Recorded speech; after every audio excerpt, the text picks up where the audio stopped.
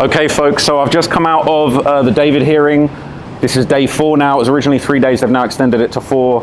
And I thought I'd seen the worst of it, but this was by far the worst thing that I've seen in this entire hearing. The evidence that we saw from the medical examiner, they showed the full autopsy, they showed the full photographs of the autopsy table. It pains me to have to say this, but I'll just tell you straight exactly what it was, and it's a trigger warning in case you don't want to hear anything graphic, but they put together the body back together again in one piece. They took the severed torso and head, the limbs, the legs that had been cut into 4 pieces, the arms that had both been cut off, and rearranged them on the autopsy table. Now, what was really, really sad about that is it just showed you it really gave you an appreciation of just what an awful state Celeste had been left in by the person that did this to her. Now, I think that what was really, really heartbreaking was when you're seeing these horrible images a few days ago of liquefied remains in a bag, you're seeing, severed limbs piled up in a trash bag. It's very, very horrible. It was horrific and just traumatic to even see. But it felt she'd been dehumanized. She'd been cut into pieces. She was no longer a full, whole person. But when everything was put back together on that autopsy table and we could see her as one being, as a person, not as a bag of, I'm not even going to say it, but not as a bag of matter, but as an actual person with arms and legs and a head laid out on a table, it really, really became real. I was honestly shocked. It really, really, this is the first time in the trial I've felt genuinely angry. I was actually felt angry and furious, and I looked over to David when that was being shown, and I just felt pure anger. I felt raged. I actually felt enraged. I was so disgusted. It was the most disgusted I've been in this whole set of hearings so far. It was awful. It was the worst thing I've ever seen in my life, honestly. And I said that a few days ago when I saw the contents of those bags, but this was worse, and it felt even more personal and just despicable. So what we then heard was kind of a back and forth with the medical examiner, and I would say that David's team were using some absolutely desperate tactics. They're trying to kind of go down this line of questioning. They're like, oh, maybe Celeste stabbed herself. Absolute nonsense. David's defense are absolutely flailing, and David even looked pissed off at his defense because they were doing such a horrible job, to be honest with you. They're probably doing the best with what they've got, but when you see that stuff on screen, the last few straws that they're clutching, minuscule, okay? Very, very tiny straws that they're clutching on that really don't have much juice in them at all, if that metaphor makes any sense. But anyway, I'll kind of break down everything to you. At the start, David came in with good energy. I'll tell you what, that didn't last very long. He kind of had, a little bit more energy than he kind of had at points yesterday when I was in there, and I could kind of see that how it was going down for him. There was definitely some ups and downs over the last few days, but the medical examiner who had taken the stand yesterday, they only got up there for about 5 minutes, and as I described in the video that I did yesterday, I felt like Blair Burke, David's defense, were kind of filibustering, to be honest. A few people gave me their opinions before going inside. A lot of people felt that maybe Beth Silverman was sort of filibustering and delaying a little bit. The main head district attorney was kind of nearby and watching, and some people thought, oh no, maybe she was kind of showing off and, trying to run circles around the defense to show off to the main DA. I thought it was Blair Burke that was really filibustering and really just trying to push back the full medical examiner testimony into today, which is what ended up happening. But anyway, I've got much more to drink today, and rather than yesterday's video, so I will be able to talk much more clearly and with a lot more energy. So basically, I'll run you through kind of everything that was said. And basically, they kind of went back and forth with the medical examiner. It started off with Beth. I'll tell you what, I'm gonna hand the camera off to my trusty helper right here. You got that? Yeah, all good. Cool. So basically, from here, we kind of heard this testimony about he basically said a lot of things that there were a lot of things that he could say and a lot of things that the medical examiner couldn't say.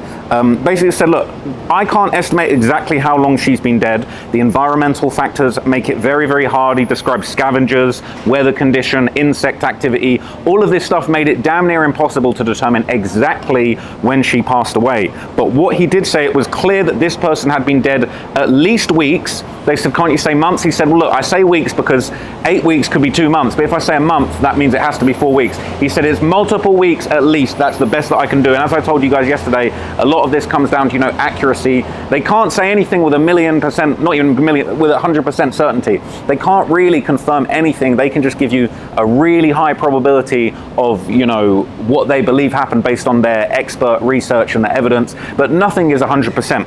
But he said, look, it said it was clear that the person had been dead at least weeks.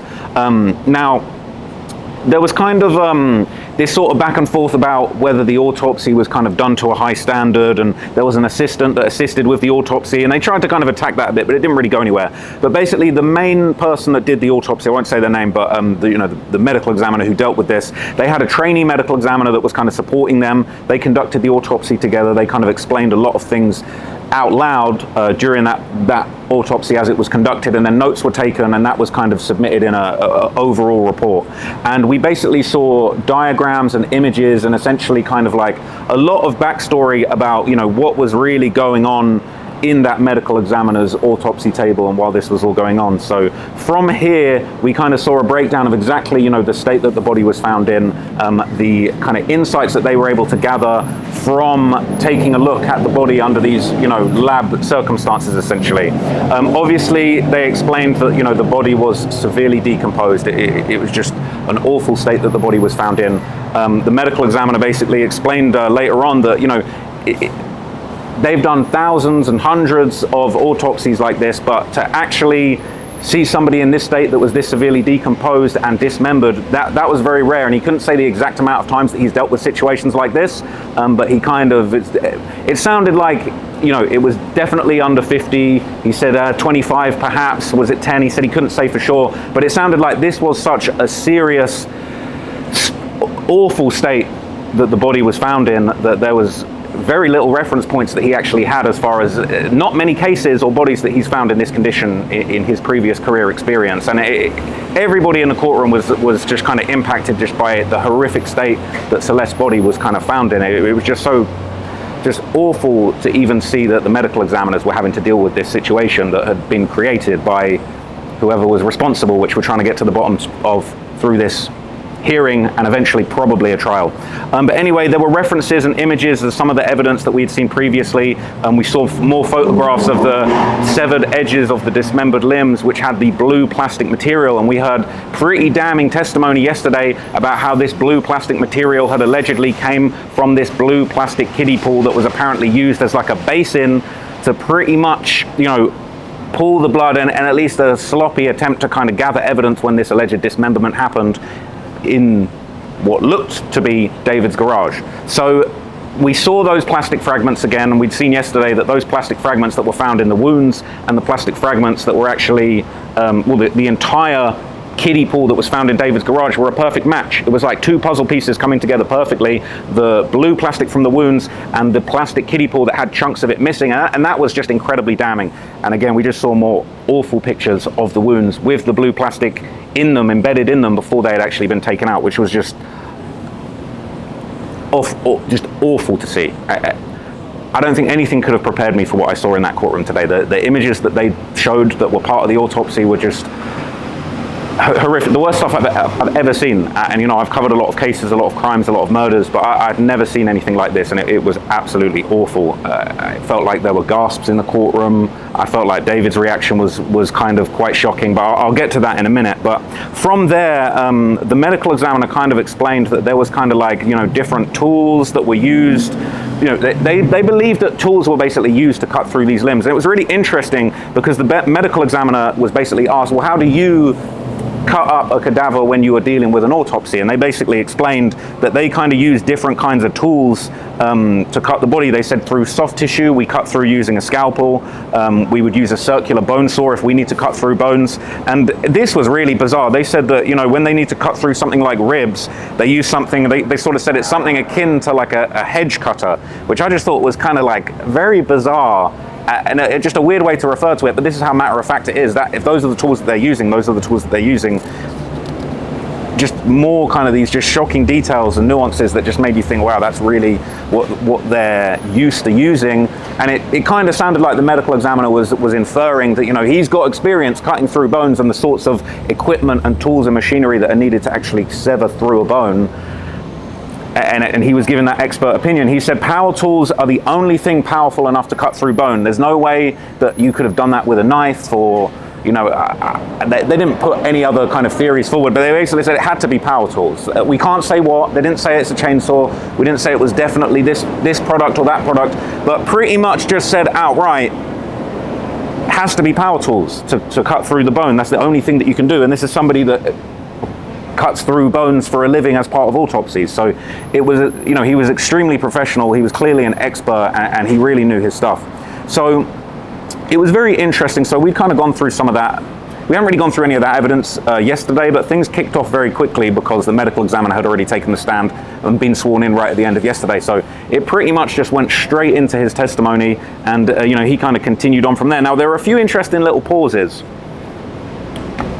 There were kind of a few interesting little pauses because it seemed like Beth Silverman, the deputy DA, had actually kind of misplaced her phone at a certain point. And what was kind of strange was that she was very calm and cool and collected about it. She was kind of kicking ass yesterday.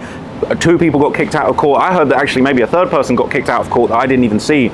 So we kind of saw that play out. We saw Beth kind of being, you know, a lot nicer today, even though she'd apparently misplaced her phone, or the phone, I suppose you'd be concerned that someone had taken the phone.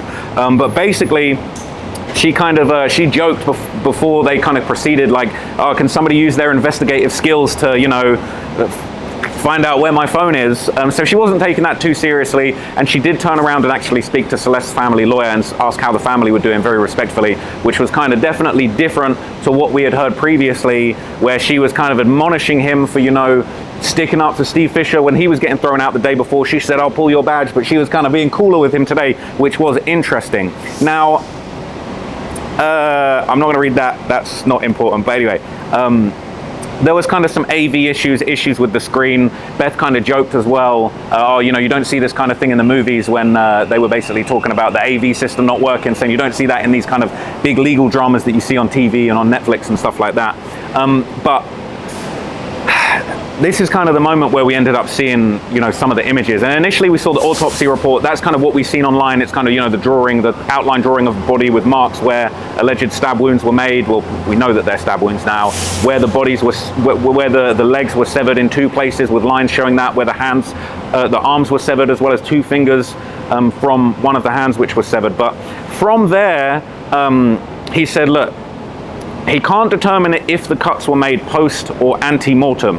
And again, it's kind of, there were a lot of semantics, but it was basically kind of like, look, he wasn't going to speculate on what weapon, well, not necessarily weapon, but tool was used to dismember the body. They said, you know, Beth basically asked, could this be consistent with the use of a power saw? He said, look, we can't determine exactly what was used. We can't make a guess. This isn't what we do. We're just basically explaining what we do know and what we can work out. And we don't know whether exactly when these cuts were made. The cut surfaces were observed to be flat and clean, so clearly a very powerful tool was used to cut them. They weren't pulled apart, they weren't broken apart or anything like that.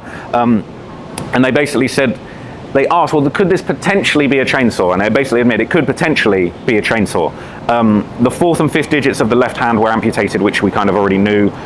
There was kind of similar cut surfaces to all of the limbs, so, you know, it sounded like it was probably, you know, the same tool that was used to kind of cut the body up. And they were actually uneven. They kind of observed that it definitely wasn't possible that it was a straight cut through both legs. One leg's cut was higher than the other. The arm cuts weren't perfectly even, and then even the second cut to cut the severed legs into 2, they weren't even too. So it did seem like this was one at a time that these cuts had been made. Now, they once again observed the tattoo, the shush tattoo on the right second finger, so her index finger, which was sort of on the inside or sort of outside of her finger, which would be closer to her body, which is what they said. So it would have been the outside, the shush tattoo right there. So David stared at the screen while the fingers were being shown, and he'd been shown this before, but I did kind of feel like he was really staring at the screen. He was definitely getting a good look. We saw him kind of fidget and look away a little bit yesterday, but at this point, he was quite dialed in, locked in, looking at the screen. But what was very interesting was when just the most horrific image was shown. It is the worst. This is the worst thing I've ever seen. They showed a full photo of the whole front of the body on the autopsy table as it had been arranged with all of the limbs put together. And I noticed David visibly recoiled when this was shown. I think nearly everyone in the court was shocked. Or I would think a lot of people in that courtroom, that was the worst thing they'd ever seen too. The body was very decayed, it was very darkened, bruised, but it was all put together. You could see obviously the shape of a human. It really personified Celeste, and rest in peace to Celeste, because at the end of the day, this is all about her. This is all about the fight for justice for her. And a lot of people have forgotten and overlooked the fact that this is a real person. People talk about girl in the trunk, body in the trunk. She wasn't a body in the trunk. She wasn't a bag full of stuff. She was a real life person, Celeste Rivas Hernandez, and rest in peace to her. And she deserves justice. She did not deserve what happened to her. And thankfully they are fighting to get to the bottom of that. But to see that, and to see her, you know, what little dignity could be returned to her by being put back together, it was shocking and awful. But there was also, I felt like, a little something positive to it, where it was like, you know, at the end of the day, she wasn't just left in that bag forever. She wasn't left in that state forever. At the very least, she was put back together. She was made whole again, and it was just horrible to see, but it kind of really made you realize she's a real person. That's a real person. It's not a bag of stuff. And I thought that was really, really powerful. And I noticed David recoiled, and I wonder whether that really was a moment where he realized what he did, allegedly. Because allegedly, if he's the alleged person that did this, he would have been the last person to see her as a whole person. I wonder whether he'd ever seen her all put back together again since, whether he checked and looked at what he had in those bags and in those trunks, allegedly. And I wonder, and that really felt almost like, you know, Celeste's back together again, you know, back to fight for accountability. I don't know if that makes sense, but it was like seeing her assembled in this way. It made her a real person again, and it showed she's still, even though she's not alive, even though all the horrible stuff that he did to her, he couldn't eviscerate her spirit. Her spirit was in the courtroom, and the fact that she was shown in that state was, this is a real person, and you're going to be held to account for what you did for this real person. Nothing you can do ever, no chainsaws, no decay, no burying, no getting rid of evidence. Nothing will ever get rid of the fact that this was a real person, and the justice for that real person is coming. I just want to make that really, really clear, because at the end of the day, this is all about Celeste and her justice. It's not about David and what he's doing in the courtroom. Who cares about what he's doing? This was the first time I really felt angry in the courtroom. When we saw that picture, I just felt angry. I felt furious. I looked at David and I just sort of thought, man, like I'm furious at this guy. So I would say he recoiled. He actually did then look away. He'd been looking at the screen. He'd been dialed in, looking at the screen, very focused up until this point. And when that image was shown, he looked away. I noticed he looked away. He recoiled, looked away. And, you know, this was just the worst thing we'd seen in this trial so far. From here, he kind of rocked his head left to right, as we'd sort of seen him do yesterday. I would say he was rattled. This is the most rattled I'd seen him. He looked shocked. He looked maybe a little bit disgusted and ashamed at what he had done.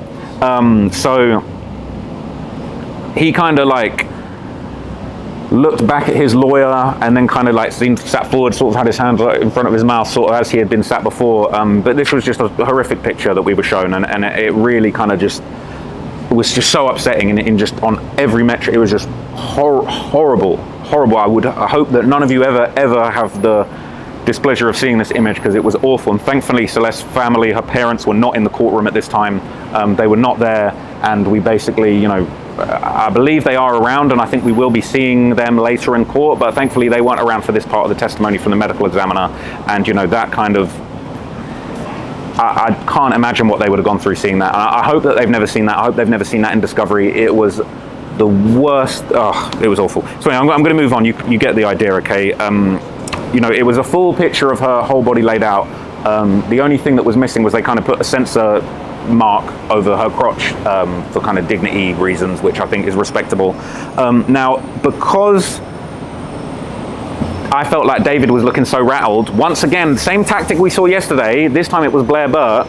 She kind of shuffled her chair backwards to sort of conceal David, because I think you could see he was agitated, you can see he was rattled, and now it was Blair Burke making the effort to basically human shield him from the people behind in court looking at him, because everyone was looking at him. It was like we saw that horrific picture, and then it was like all eyes on him. And Blair's kind of shuffles her chair back away from the table to try and cover him up, which again I just thought was, it is what it is at this point. But basically, We could see her face, unfortunately it was very decomposed. You could kind of see the teeth exposed. It was clarified that she didn't necessarily have a full set of braces, but she had like an inner mouth wire, which would be indicative of, I believe they described it as like a permanent retainer. But anyway, that was kind of a point of contention yesterday. People saying she didn't have braces. There's people on Reddit saying, look at these pictures, she doesn't have braces. Cool. She had an inner retainer, and that's what was found in her mouth. So there was, this stuff is just so horrible to even say. Her head was extremely decomposed. There was partial skeletonization of the head, especially around the left eye, which obviously the left eye was absent. We'd heard that before, but to kind of see it in that context was horrible. The ribs and upper body were very kind of dark and discolored. There were a lot of skin defects all over the body. This was just hard to look at because they're describing things and you're looking at them, but it was an image you really didn't want to look at for too long at all. They explained that some areas of the body were wet during the autopsy. There was still insect activity that had been observed, a small larva still attached, and there was a strong odor, decomposition smell that was described by the medical examiner while the autopsy was performed. And he even said that actually it was reported that while the autopsy was going on, they could actually smell the decay down the hall. So this was all just really, really upsetting. They kind of described these like soft tissue defects. They were looking for internal trauma. They located 2 internal traumas, what looked like stab wounds, defect in the right abdomen, and basically they showed the diagram of exactly where these stab wounds had kind of taken place. Now, basically, after that, they showed kind of photos of the torso after it had been taken out of the Tesla. So we saw it on the autopsy table. We then saw it kind of separately as it was in the tow yard previously. And they basically did that as confirmation. Was this the same body that you received? Yes, they confirmed it was the same body. So ain't no chance you're going to say, oh, there's something different, someone different. So they detailed these 2 wounds, likely a sharp force injury. They said, well, decomposition can cause the liver to shrink, so the wound track and depth can change. It could have been an even deeper wound than they observed, but this was consistent with the victim being stabbed in the stomach. And basically they kind of did an internal examination of the body, a full-blown autopsy with the organs removed, and this was just horrific. I'd never seen anything like this. It wasn't as personal as the previous one where it kind of showed all of her, but it was a photo of her body open, I guess rib cage open. They do an incision in the chest. If you've ever seen an autopsy, people with the scars across their autopsy, their chest after an autopsy, we saw completely inside her, and they kind of explained, you know, labelings of where the wounds were, what was inside. They showed a picture of the liver that had been removed. They showed that it had like a wound tract.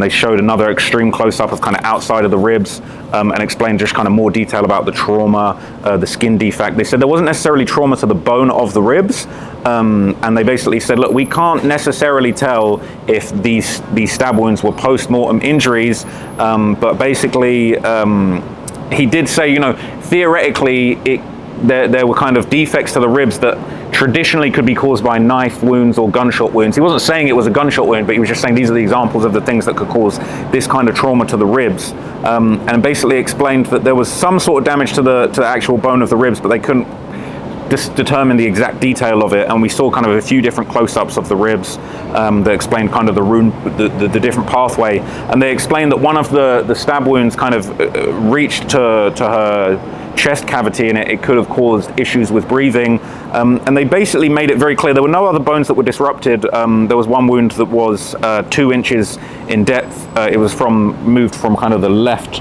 to the right of the body, so in sort of through the side. And they basically showed, I already told you about the blue plastic fragments that were shown in the wounds, but they basically explained we had loads of samples and examples of the blue plastic fragments, explained how they were then retrieved and then sent over for further analysis. As we heard the analysis, that's how they ended up getting there. So from here, there was a very interesting moment where Beth Silverman asked a question that was sort of objected to as a leading question, but it was allowed in the end. She basically said outright, she said, okay, well, let me just ask you a hypothetical. If the decedent was murdered in an attempt, if the decedent was murdered in an attempt to dispose of the body, could the killer use a blue inflatable pool and a chainsaw to try and dismember the body, and would this have led to the blue plastic fragments? And it was kind of, they sort of object to it. The judge was like, no, I'll allow it. Like, you can ask that. Like, that's what this is all about. And the medical examiner basically said, possibly. He can't say yes, he can't say 100% yes to anything. All he could say was possibly, and he hit him with the possibly, and it seemed like that was good enough. So this was really damning. They basically said, are these wounds that you could die from? He said yes. Both of these wounds were life-threatening injuries. The chest wound would be likely to restrict breathing and cause bleeding into to the lungs. The other wound that damaged the liver would have likely also been life-threatening. Beth asked very clearly, if you didn't get medical attention after receiving these wounds, would you die? And they said yes. It would likely take minutes to bleed out to die. They said, how many minutes? They said, I can't estimate, but I would only estimate in minutes. I would not go more than an hour. It's not something you measure in hours, it's minutes. Could be 2 minutes, could be 59 minutes, but they basically said in a matter of minutes from these wounds, you will die. They were life-threatening wounds if you don't get medical attention. And I think that is what's going to go to this, alleged suggestion that he kind of didn't act and watched her bleed out and die, which I think we will be hearing evidence for that later, likely from a detective. So they just made it very clear. They said if you don't get medical attention for these types of wounds, you will likely die. They said that one thing that was a little bit disappointing, they basically said, look, we couldn't prove or collect any blood from the body because the body was in such a state that there was no blood available. There was either parts of the body that had liquefied or I guess parts of the body that had gone hard. So there was no blood necessarily to speak of, all DNA, but not necessarily blood per se because the body had been left in such a state. So they basically said that they confirmed the manner of death was a homicide. This is a type of death, a death by hands of another, allegedly David Burke. They said the cause of the death was multiple penetrating injuries, and they already shut down the defense's attempts to argue that it was an overdose. They said toxicology screened for substances, they checked the liver, and they basically said there was a small positive, there was negative for benzodiazepine, inconclusive result for methamphetamine, and they ruled out the overdose defense. They said, based on these, you could not explain this death due to drugs. And they were like, yeah, no, ruled out overdose. Overdose is not possible. It was multiple penetrating injuries. So they left it there, and then David's defense lawyers came up, and it wasn't Blair Burke, it was that second lawyer who, I'm not going to lie, in my opinion, she's been absolute trash. She's been rubbish, and it's been really the times when Blair Burke doesn't really have like a good angle or a slam dunk, when it's really damning evidence, that she sends this kind of second in command to just go out there and get cooked and grasp for straws. And honestly, it was an absolutely abysmal show by that second lawyer. It seems like she sends her out to just get cooked whenever she doesn't want to take the brunt. She was there trying to be human shield to David so no one could look at him, and she sent this other lawyer up there who basically just tried to find any excuse and to put forward some of the most ridiculous and arguably just laughable potential angles for why she could have ended up dying. And it was just ridiculous. So they asked the medical examiner, well, how many autopsies have you actually conducted? He said 2,500. I don't even know how he finds the time to do that. That's insane. He's conducted 2,500. They said, well, how many are decomposed like this? They said, well, that's probably in the low hundreds. They said, how many are dismemberments? He said, well, those are few and far in between. That's not common. I said, can you estimate? They said less than 15. He said, maybe. Less than 25. He said, potentially. He said, less than 10. He said, I don't know. I don't know either, but it sounded to me like there definitely was, he was like, could have been 10 or more. So he basically explained, look, I worked with another medical examiner. I had a person in training who was like a trainee who was assisting me, but he led it. So it's like they're trying to go, oh, well, was this person you was with like unqualified, or like, did you not do it properly? It's like, no, he is followed all of the training. He's supervising the whole situation. He said, well, you can't determine if the dismemberment occurred at the same time or different times. That one leg could have been cut off, and then a few days passed by and another leg could have been cut off. He said, yeah, I can't confirm that. What use is that? No defense. They were looking for absolutely anything they could, and nothing was really surfacing. And they just kept asking him to just repeat random stuff, like, do you think that it was done with power tools? And at a certain point, Beth's objecting, saying, look, he's answered all of this. Like, he's been said that he thought it could have been done with power tools. It had to have been done with, power tools to cut through bone. That's the only way you can do it. And they kind of tried to attack him, saying, well, you use power tools to cut people up, but you don't dismember people. So there's no real training that you could have. You couldn't really give an expert opinion on dismemberment because that's not really what you do. And it was kind of like, all right, so like, okay. And they said, well, you have experience, but you only usually cut through skulls and rib cages. And it was kind of like, yeah, he's not a dismembering murderer, but he does cut through bones, and he's done 2,500 autopsies. Like, what do you want from me? They tried to kind of call out his signature. They said, oh, why is the autopsy report signed, it's got another signature, who's that? And he was like, oh, I double signed it. He was like, I did a digital signature, printed it out, signed it again, just to make sure that I'd actually checked that the printout was correct. They're like, okay. They basically said that the two fingers that were missing, this was really bad. They basically said, well, two fingers were missing, they were never examined, were they? And she said, those fingers were never, and she paused. I knew she nearly said those fingers were never found. And that would have been very wrong, because that would have been an admission that they're missing and that they were taken off, and that maybe their client, the defendant, might have had something to do with them never being found and concealing them. She said they've never been, and then she stopped. Long pause as she tried to think about what she was saying, and then she said, they don't exist. And then Beth objected and basically was like, you can't say they don't exist. They're not available. You can't say they don't exist. Or I think she said, they don't exist anymore. No, she didn't say anymore. She said, you can't say they don't exist or they don't exist anymore. We don't know. They could be out there. They were a real thing that existed. What are you trying to say, that this girl never had these two fingers?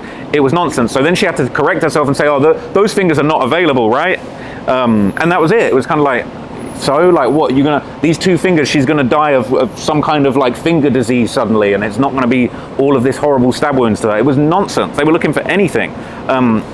They said, oh, well, were you present when the body was removed from the car? I was like, no, that's not me, that's not my job, like that wasn't part of what I was doing. And they said, well, who handed over the scene report? Did you review the scene report for the person that was at the scene? And was like, yeah, I reviewed it. They said, could you work out whether the eye was removed or whether it was decomposition? He said, well, the head was severely decomposed. I don't know whether the eye was removed and the head continued decomposing around the missing eye, or whether the eye was so decomposed it liquefied and no longer ceased to exist due to the decomposition. Again, it was kind of like, what on earth defense are you trying to get from this?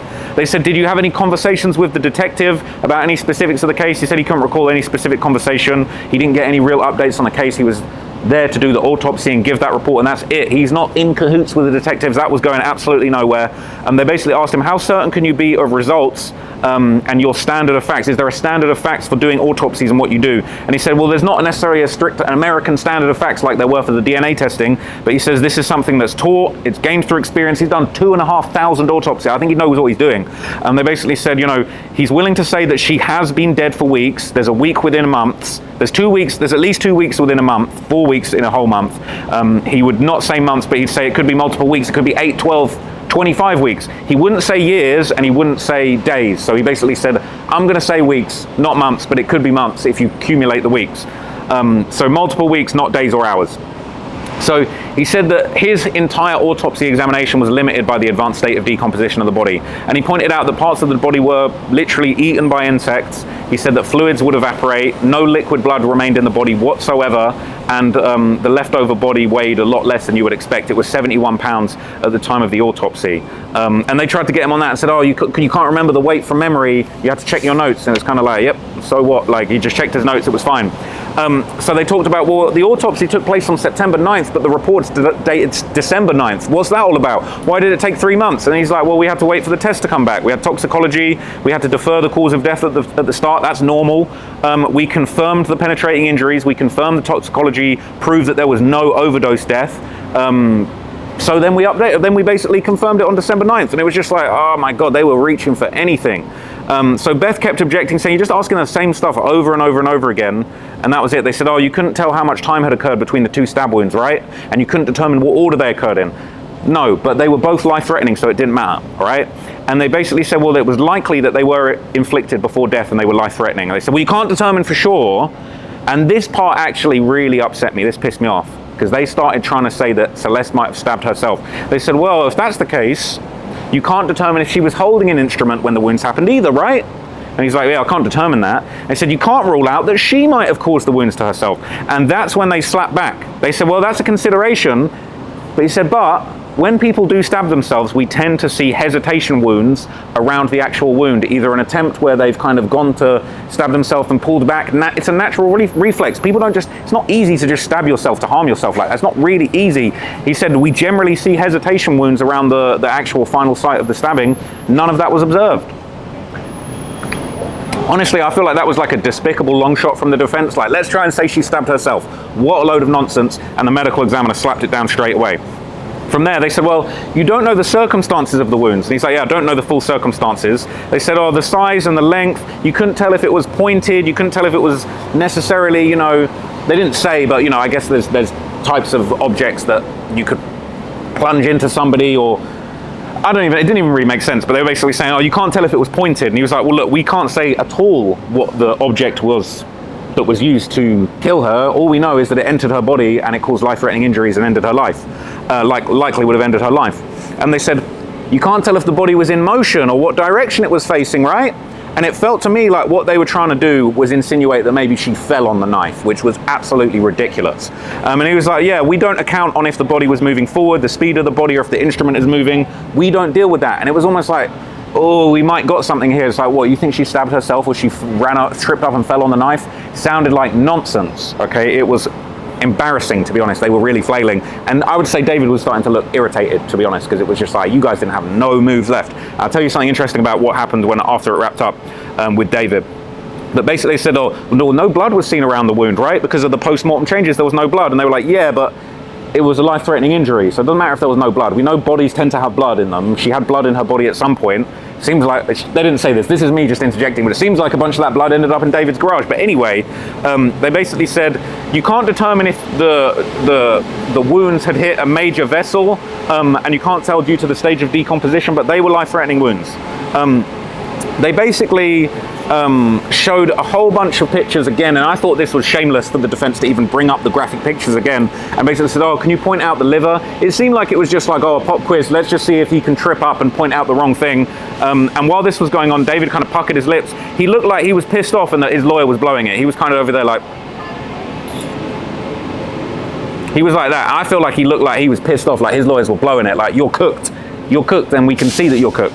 Okay, so basically I felt like the whole courtroom was actually, I felt like I could feel sort of anger and a rage in the courtroom where people were actually really upset that this was being shown off, this evidence, really upset with the actual state that allegedly David had left Celeste in, and really upset with the fact that the defense forced everyone to look at these pictures once again, just looking for some kind of, just looking for any inconsistency that they could try and build a defense off of. It was horrible. So they basically said that the photos, they don't demonstrate that the wound tracks of the liver. They basically said it's difficult to photograph a liver, and obviously the lungs were so decomposed they couldn't determine if they had been perforated, but regardless it was still a life-threatening injury whether or not it punctured the lungs. They basically said, was there any evidence that she bled inside or outside the body? And they said, look, we can't do anything from the blood. When it came to the autopsy, blood was not a factor, all right? And again, that didn't prove anything. It didn't prove or disprove anything, but they kept trying to go at it. They said, there were abrasions on her right hand. And they said, well, there are multiple linear abrasions. They were superficial. We best describe them as scrapes, not wounds. It wasn't necessarily defense wounds, but it wasn't necessarily anything other than just scrapes. And I feel like they were trying to go with the sort of self-harm angle and maybe try and go for the angle that she had tried to hurt herself. I would say that lawyer got completely lost. She was lost in a maze. She was rifling through her notes for ages. She looked panicked on the stand, to be honest. She looked absolutely panicked. She said, oh, you mentioned it could have been a possible gunshot. And he was like, no, that's not what I said. I said that these types of injuries, they can sometimes come from gunshots, but then he was like, there was no exit wound, so we would not be suggesting that this was a gunshot. We said that this was the way they described the actual, the death was basically caused by multiple penetrating injuries, not gunshot, no exit wound, anything like that. So like, bro, I was bringing up a gun, thinking, oh, well, we're going to try and say that she was shot instead of stabbed. It was like, she could have been shot before David turned up. Nonsense. He was like, no exit wound, no chance, no point even bringing that up. So as they went on, they said, well, there was no penetrating object found inside her chest, and they said, well, there's no way to prove that it's a gunshot. If maybe there'd be a bullet or an exit wound. They had none of that. There was nothing there. In the absence of an exit wound and a bullet inside the body, you cannot say that it's a gunshot. They brought up the pictures of the severed finger again, and they asked about, they said, oh, in the background there's a trash bag, right? They said that trash bag was disposed of. Why didn't you keep that? And again, he was like, look, that's not my department. I don't make the decisions on why the trash bag that the limbs were in was disposed of, that they couldn't preserve it. It's not my problem, nothing to do with me. And they said, well, the fact that it was disposed of was on the same report as the one you filed and signed, right? And he was like, yeah, it's on the same report. All these people are involved in this. He said, the criminalist didn't brief me before the autopsy about the bag. I've got nothing to do with the bag. I don't know which specific person brought the body in for an autopsy. It doesn't matter, it's not important. And they said, well, you often collect items in biohazard bags, right? And he was like, look, that's the criminalist's job. If the criminalist didn't want to keep hold of the bag that the limbs were found in, nothing to do with me. I've told you what my part is. I don't know what happened to the bags, and nothing to do with me. He said office policy is to keep record. Sorry, he didn't say this. The defense said, well, is it the office policy to keep record of destruction of any items at the crime scene? And basically they said, I think that was objected to, but then basically after that, that lawyer that was just absolutely drowning alive, she went over to Blair, whispered. The judge was like, look, we've only got 5 minutes left. Can you get this done? Like, can you ask more of your questions? Like, get this wrapped up in 5 minutes? And David's lawyer was kind of like, oh yeah, I think so, it depends. Does Beth have anything to say? And Beth was like, I got no further questions. She seemed a little bit smug, like she knew that they were cooked, like she knew that they were getting deep fried, and she was like, bro, hang on. She was like, nothing else. She was like, I ain't gonna ask nothing. Like, they cooked themselves. I don't even need to say anything else.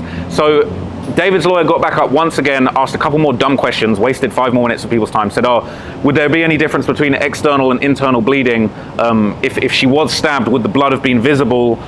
Would the blood have not been visible if the person was wearing clothes? Basically suggesting, oh, if they were stabbed, the person that stabbed her might not have seen the blood. It would have been potentially contained within the clothes. And he said, look, I can't identify any of that. All I can do is identify these marks that are on the body at this stage. Basically, it was like, that's not what I can say. So that was the end of that. And I would say that, like, after that, let me grab this. After that, David's lawyers went back over to sit with David. And honestly, if you ask me, they were avoiding him. It's just my opinion. They went over, sat down, the two lawyers whispered to each other. They kind of gave David the cold shoulder. They kind of turned away from David, had a little whispering conference. They didn't even look at him as he was being led away by the jailers. David was scooped up, taken away. They didn't even look at him, and I thought he looked a little bit pissed off. I think it was a thing of just like, bro, we just got fried, and he probably wasn't happy. They probably weren't happy. They're doing the best with the evidence they got, but the evidence is overwhelming. So this was just honestly a complete shocker, okay? That's basically everything I've got to say about this for now. I'm going to go back in, and I'm hoping everybody's saying that this should be wrapped up today. This will be the end of it. It's possible it could drag till Monday, but I think there's only one witness left who is the secondary detective on the case, and I think he will be dropping the final tranche of damning evidence, and I think this could tie everything back together. I'm expecting to hear about the Uber records of her being brought from her home to his house in an Uber. Any records to do with anything that might have gone on in the house kind of before the body was moved around, and potentially some other evidence. I think maybe we're going to hear some bombshells. This is kind of the big finale, and I think there's probably evidence that hasn't been leaked or circulated that's going to be coming up, and I think this is honestly going to be a pretty dramatic end. But I would say got absolutely deep fried. His lawyers were just looking a mess, if you ask me, and they're doing the best with what they got. They ain't got much to go on. So that's that for now. I'll see you guys in the next video. Appreciate you watching this one, and I'm out for now. Bye.